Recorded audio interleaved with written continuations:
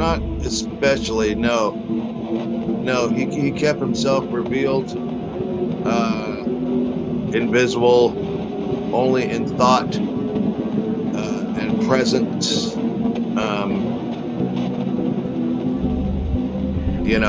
And speaking through me.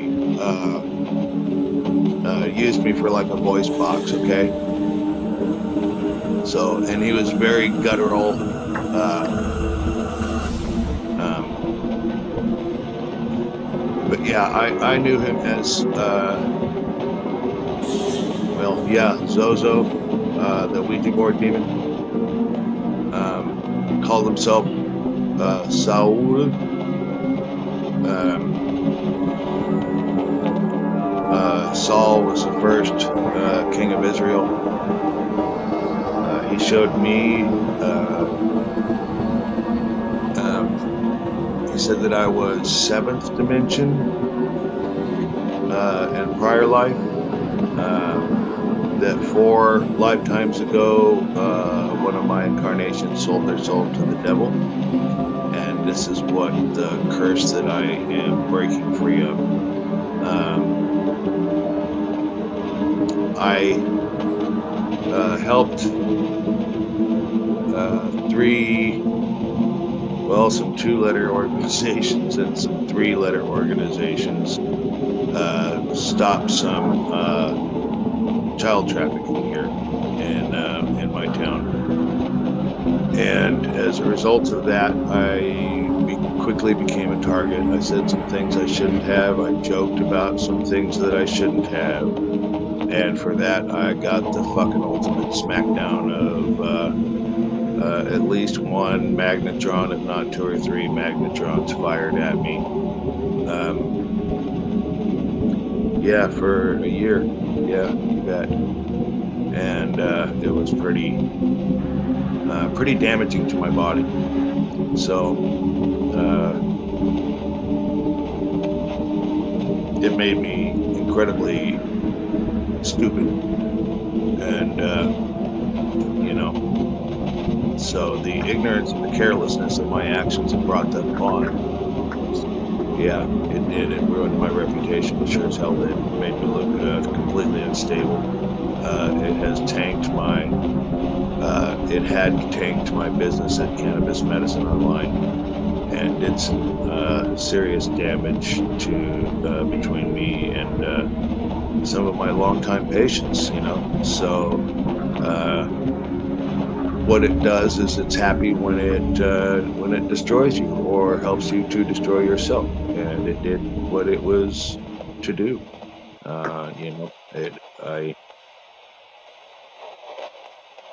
I don't have anything to throw out there for my defense. I did what I did. Go tell Aunt Rhody. Go tell Aunt Rhody. Go tell Aunt Rhody that everybody's dead.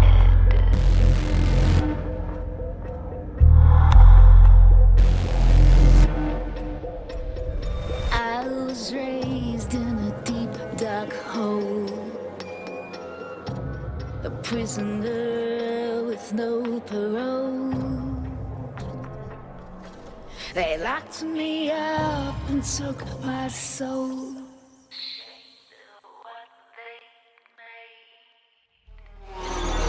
Go tell Aunt Rhody.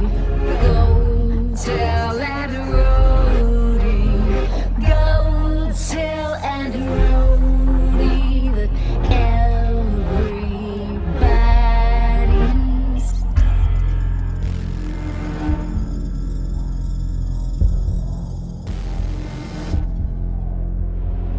call to him and he will come. She'll run to him like he's the one. His arms outstretched, but when she's done, he'll be torn apart.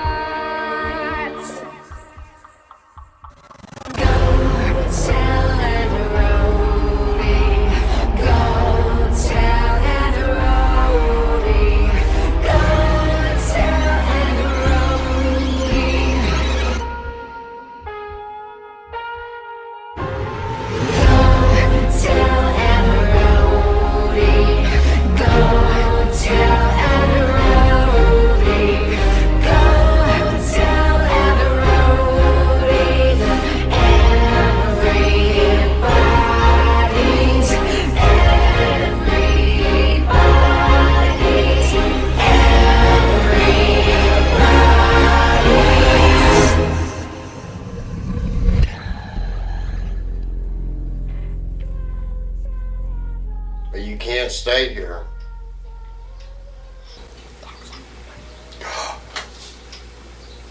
Woman's voice. Pain.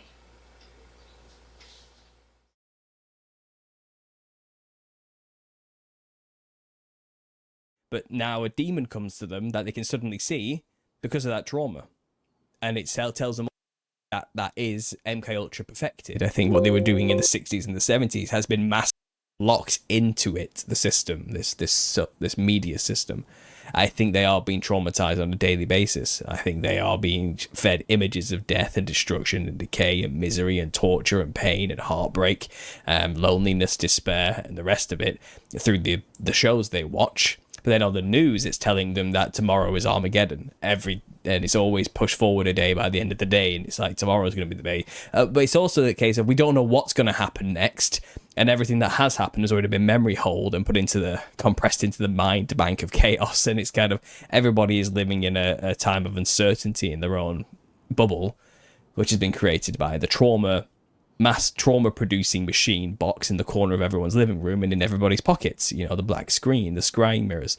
So it seems like everybody is under trauma, and it's been inflicted through the media. And I think that is MK Ultra perfected. I think what they were doing in the 60s and the 70s has been mastered. They've admitted they were doing it to people, but we don't do it anymore. We apologize, as Clinton said, we're sorry that we did this, But they didn't stop, they just evolved. They adapted. They applied what they learned on the people. And I think this is why Hollywood.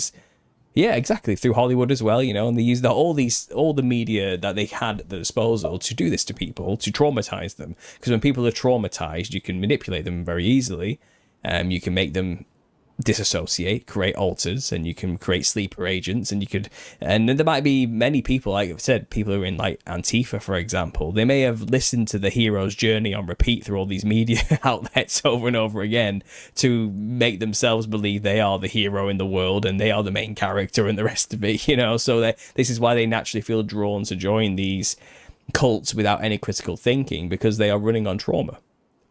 Even if nothing actually has really happened to them in their own life, they believe something has happened, and they are traumatized, and they are suffering from PTSD because of the death by 1,000 cuts media trauma that's been put on them through the brainwashing, So I think it's hardly surprising, like I said, you're meeting people who are having these same visions and these encounters with darkness, shall we say, from the other side, because when you're in a traumatic state, unfortunately, and this is a fact, and I've researched this for the book, trauma opens you up to the spirit dimension. It's like a rule, almost, and shamans know this. It's why some cultures go on vision quests and send you off into the wilderness with nothing but a knife, right? Because they want you to get traumatized, because it's going to make you wiser. You're going to see more of the spirit realm. You'll come back with your familiar attached to you or something like this, and you'll have this. And like in the Madangs of Korea will openly admit, I have the sight because I witnessed my children get run over by a truck and watch the head explode in front of me or something. Something really visibly horrible happened to them, like that they can't get out of their head and they've gone insane. But now a demon comes to them that they can suddenly see because of that trauma, and it tells them all sorts of things. You're a spiritual guide now for the gods. You have this pantheon attached to you. Go and seek out this Madang who lives here, and they will teach you the way of harnessing your powers. Something like that happens to them. Suddenly an entity that they could not see prior is talking to them, and they can see it. So then they are now a shaman.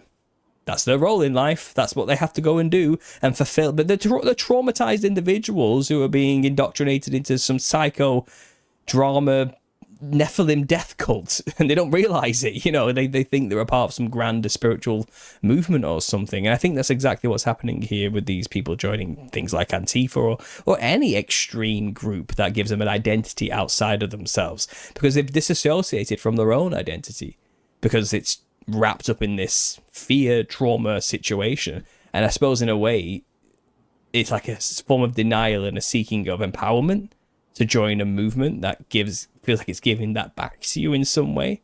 But it's trauma cope. That's another way of describing it. And yeah, these people probably are demonized heavily.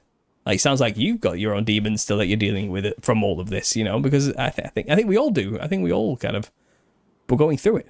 Every last one of us who's been alive since the television was invented, it only got worse from there. It's only got more mastered and more perfected from there as a method used against us. And in many ways, I'm not surprised people are having these dreams, seeing the same things, having entities talk to them. I mean, you've seen the whole New Age movement, which again, many Antifa members may have dabbled in that kind of thing. Where they're talking to aliens or spirit guides or ancestor spirits or something, or the Palladians or the Arcturians or something. They're channeling the Galactic Federation or something like this. I used to be really into that one in 2016. I used to be really into those little audio recordings where people type it up and it would just read it to you. Oh man, but it's the same thing. It's the same thing. Yeah, it was the same thing though. Suddenly people are, if there's any credence to it, then that's a traumatized individual who now has a demon talking to them, who's told them it's an alien from the Pleiades constellation. That's basically what, and it's like, it's just lie upon lie when the truth is so basic. What's really going on here? It's kind of like there's an army of parasites just on the other side of the veil waiting for you to perceive them, so they can lie to you about what they are. And yeah, the phenomena is growing rapidly because everyone's traumatized. So everyone suddenly is a shaman now. And it's like unearned wisdom as well. Like they don't know what to do with it. They don't know what they're encountering, how to interpret any of it. Religion, or at least a Christian foundation, has been removed from most of Western civilization. And so people will believe anything. They don't know about the Nephilim. They don't know what demons are or where they come from. They don't know what their agenda is, and they don't have that context to explain or even know, for example, that they have authority over them either. Like they don't know any of that. So it's kind of like people are ripe for the picking for the demons from our perspective currently. And I'm hoping, like, I'm trying my best to make people to wake up and realize what's going on. And like I say, it sounds like Antifa is just another group of those people who are, because I think the demons do it two ways. Either they overtly reveal themselves or they subtly manipulate. And Antifa seems like an anti-religious, subtle manipulation type of deal going on here. Like the voices whispering in their ear, they probably believe to be their own righteous consciousness or something like this, telling them what the right thing to do is, you know. And like I said, it's like Lucifer. It's a religion without the religious language. That's what this cult seems to be. Anyway, I ranted there. I'll give it back to you. Sorry, I went off on one. No, I enjoyed it. Everything you're saying is completely right. It really what it boils down to at the end of the day is the blind leading the blind. It's everybody listening to these entities, to their own practices. It's just, you know, like if you were to go like halfway through my channel and go back down to my first talks with Larry, like I said, I wasn't a Christian. I was an omniist. A lot of the direction I was getting from him, you know, saying this with love to Larry, I think it was bad advice, you know, to lean in, how to seek out this entity in my dreams, how to ask questions, how when you go to the other side, how to come back with information. This is your guide. This is your spirit. This is your this. And he was trying to get me to lean in. Simultaneously, he's dealing with demonic attacks and possession and seeing all these entities, and he's in the state of chaos. And it's kind of like, yeah, in hindsight, you know, we did a banishing ritual. This is the first time we thought we were getting rid of it. Me and my friend, we took direction from Larry, and we said a certain like prayer and a certain set of words, you know, smudged the room with the sage. And I had an old sigil that I had my blood on, and I took it and I burnt it in a cup. And there was a whole process leading up to this, but I threw the paper into this cup that had a candle in it that had fallen over and was burning. And it was like a little mini fire tornado came up, and it was like, my friend's just like, what the heck was that? You know, just kind of like, and I'm just sitting here like, I guess we got rid of it. I mean, that was quite a spectacle. I've never seen a fire tornado like that, much less in my house. I thought I was going to touch my ceiling, but no, then things just got worse. Like a week later, things just got worse and worse and worse. And I was like, crap. Because one thing I forgot to mention too, when I was having this psychedelic experience and I saw this, I was in this jar with these frogs. 3 weeks later, I went to go help my friend move into an apartment. And she had moved in, and she got the apartment from a friend of hers that had to go to a mental home in Portland because she had completely snapped, drugs, all this stuff, trauma. And I go to help her move into this apartment, and there's like a altar, pentagrams, candles, crystals, and there's 2 jarred items there. There's a jarred preserved rabbit and a preserved frog. And I took those with me. Part of Larry's banishing ritual, he's like, you need to take this out into the woods, bury them. as deep as possible. The drawings that I showed you, those got buried as well. And then we came home and did the ritual. It just came back infinitely worse. Infinitely worse. And different things in the music videos, because I was trying to use the music videos to channel certain effects. In the music video I sent you, Give My People Back, you know, there's a scene in there and it has these ladies and they're in jail and they're marching in chains. A couple weeks later, if I'm remembering my timeline correctly, his girlfriend, Jennifer, was arrested and sent to jail. She had sold some drugs to a young man that overdosed and died. This broke Lari immensely. The fact that she was being abused in jail, she was doing video chat, she'd be bruised, bloodied, all of this. She had MRSA that was going unchecked. They weren't giving her proper medical care. Even before I met her, I saw her in the hospital a couple weeks before her arrest, and she was being mistreated. Doesn't excuse what she did. It's obviously terrible, but this instance broke him. And I could just go back to these older music videos where I was trying to channel this kind of energy to kind of put a little bit of Shamrock into practice. And I kind of look back and I'm like, a lot of these things happened. You know, I did Go Tell Aunt Rhody, and it's about MK Ultra and Lari coming in, and here's the aliens, and here's the schools being shot up, and here's a shadow figure doing it, and just all this symbolism, and the clowns and the owls of the Freemasons. And a couple months down the line, he's threatening to pick up a gun and do something that I fear the most. About the same time that he's saying there's voices in my head, there's shadows in my home, texting me, I am Legion early in the morning. I'm just like, oh my God. And it's just like, there's been a lot of people I talk to. It's like, if people are meant to be on my journey, it's almost like they start experiencing something. There's been people I've talked to on the channel who are like, yeah, no, I don't really have any dreams. And then about a week or two after knowing me, they're like, so I had this weird dream. And you talk a lot about this, and I've never experienced this. I saw this symbol, or I went to this room. And it's almost like, I feel like with this whole process, as people are interacting with each other, it's almost like we're sharing this energy with each other. I just want to make this clear to the audience, by the way. This was years ago you did all this stuff. You're not doing these rituals now or burying jars in woods. No. I think people are a bit confused. I think they think like you're telling me something you did last week with Lari. This was a year ago. This was a year ago, but I had my little deliverance prayer session with Vicky Joy Anderson and her friend 5-ish months ago, I think it was. And part of that prayer was to renounce the occult. And I definitely don't do stuff like that anymore. But I've had the We Are Legion message. I think the We Are Legion message was a huge hint at who was at play here, because that is a legion of demons. That literally what it is. The Bible has dealt with this. It's literally a very old story. Like, this is what they refer to themselves as, because they are bodiless. I think they do have some kind of weird hive mind thing going on in the spirit realm, which is why when one demon possesses you, it's actually not one. It's a lot of things all at once, you know. And yeah, it sounds like Lari was fully demoned up, and it sounds like the tactic they use is they create through a many series of weird synchronistic events. It's a good way to describe it. Synchronicity is like a big thing. It's like, oh, you know, we're predicting the future here. We have these powers, we have these abilities. I make this thing and then it happens not long afterwards. Something spiritual is going on, something bigger than us is happening, and you get swept up in that kind of thing to the point where you get justified in like what Lari was thinking of doing, you know what I mean? It becomes this a weird vibrational back and forth, getting more intense as it goes situation where it's something violent. You that you're literally God. That's what it does. Yeah, exactly. You are God.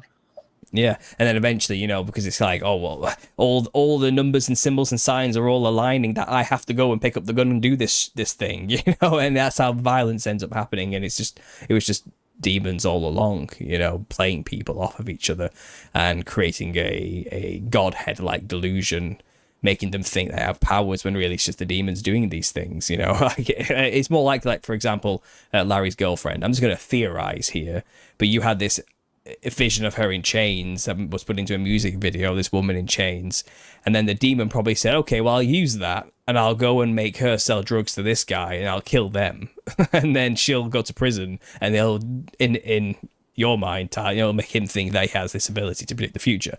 But it's just a very, when you realize how simple it actually is, it's only from our perspective does it look like magic. Do you get what I mean? But really, that's how magic really works. It's just the stuff going on that you don't see behind the scenes that makes that illusion appear as though it's something else. And I've seen this a lot. Well, if you know what I saw, I'll show you mine. Well, you started with the name. You and I had a discussion the other night that prompted this after we finished our second filming. You kind of look of panic, and you just gave me the look of, you know exactly what the fuck this is, like, what are you doing? This is a even when I told that to my husband, he was like, oh yeah, I remember that actually being one of your first guesses. Which is our friend, Challenge, with the judge. And this is what I learned about it.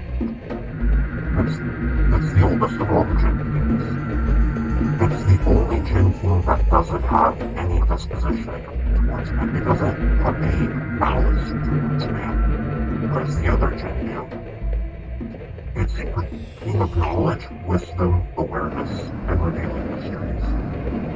It despises violence, but at the same time it's firm and rules with justice over the rebellious gin.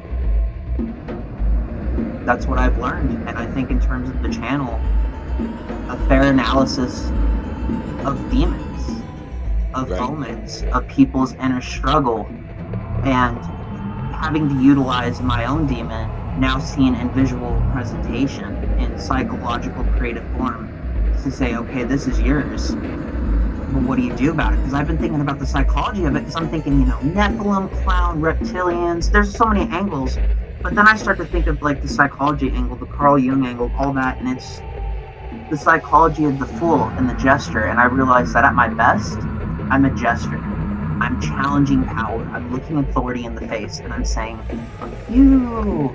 Be it my boss or someone, be people in my family, or people in the government, or people in the streets. I will hold my own, and I want to make you look like this.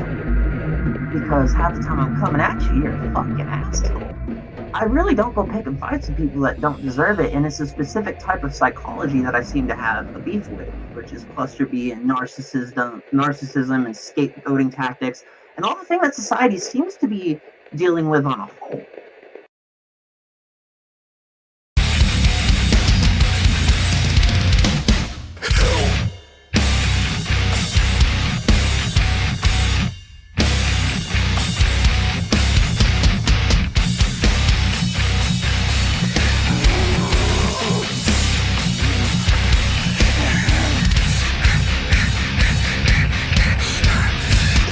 Take my hand, pen me out some words that will make them understand what hell's like. Devil, use my voice, try and explain to them that I didn't have a choice. It was my life or it's their life, cause they have never had a knife in their skin, or a bullet hit them, or a friend die in the pen. And they have never slept outside in the cold, lied, cheated and stole, and begged for it to end. When the wind blows, it hurts, and when they touch me, it's worse. Tell me what's this all worth? Cause hell is hot, and I'm not fit for life on earth. And go to hell, and I tell them, give my people back.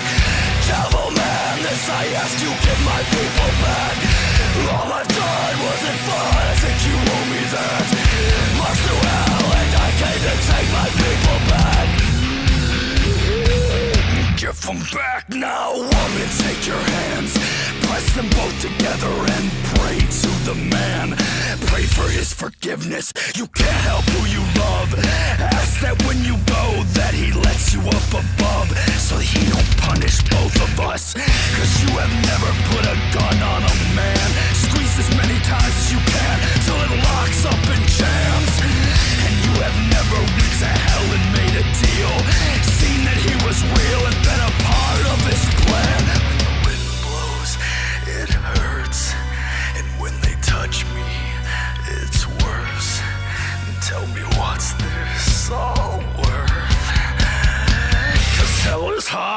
I'm not fit for life on earth. Go to hell and I tell them, give my people back. Devil man, this I ask you, give my people back. All I've done wasn't fun, I think you owe me that. March to hell and I came to take my people back. Go to hell and I tell them, give my people back. Devil man, this I ask you, give my people back. All I've done wasn't fun, I think you owe me that. March to hell and I came to take my people back. Give them back now. Give them back now. All my brothers doing years off in prison are those who spend their life in the system. Those wishing they had a life worth living, or those who are in